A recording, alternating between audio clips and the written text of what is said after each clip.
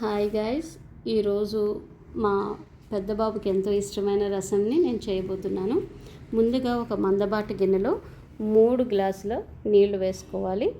తర్వాత నిమ్మకాయ సైజ్ అంతా చింతపండుని వేసి నాననివ్వాలి.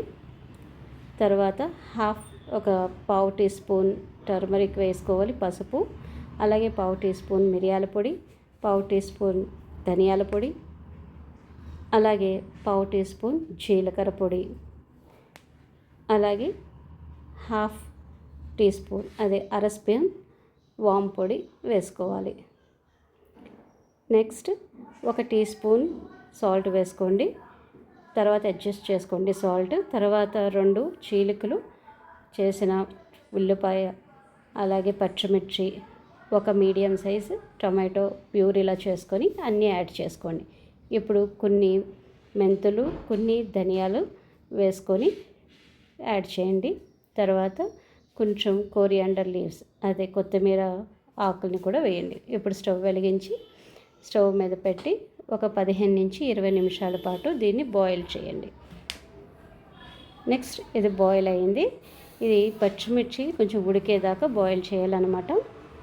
స్టవ్ ఆఫ్ చేసుకొని ఇప్పుడు తాలింపుకి ఏం కావాలో చూద్దాం.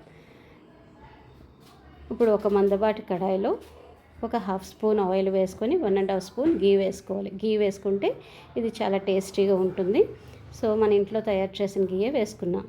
ఇప్పుడు కొంచెం ఆనియన్స్, సన్నగా తరిగిన ఆనియన్ పీసెస్, తర్వాత ఇవి బాగా వేగనివ్వాలి. ఇవి వేగుతూ ఉన్నప్పుడు కొంచెం వేగిన తర్వాత రిమైనింగ్ ట్యాంపరింగ్ మనం ఏవైతే వేసుకున్నామో ఎండుమిర్చి, మెంతులు, ధనియాలు, జీలకర్ర, అలాగే ఆఖరణ కొన్ని కరివేపాకు ఆకులు, ఇవన్నీ యాడ్ చేయండి. అన్నీ కూడా ఒక 2 పించెస్ వరకు అలా వేసుకుంటే సరిపోతుంది. ఇవన్నీ బాగా వేగి బ్రౌన్ కలర్లోకి, గోల్డెన్ బ్రౌన్ కలర్లోకి వచ్చేంత వరకు కూడా సిమ్లో పెట్టే వేగించాలి. ఇలా వచ్చిన తర్వాత కలర్ చేంజ్ అయ్యాక ఆఫ్ చేసి మనం ప్రిపేర్ చేసుకుని బాయిల్ అయి ఉన్న రసంలోకి యాడ్ చేసుకోవాలి. యాడ్ చేసుకుని బాగా మిక్స్ చేసుకోండి. తర్వాత కొరియాండర్ లీవ్స్ కొత్తిమీర ఆకులతోటి గార్నిష్ చేసుకొని వేడి రసం వేడి అన్నంలో తీసుకుంటే చాలా టేస్టీగా ఉంటుంది.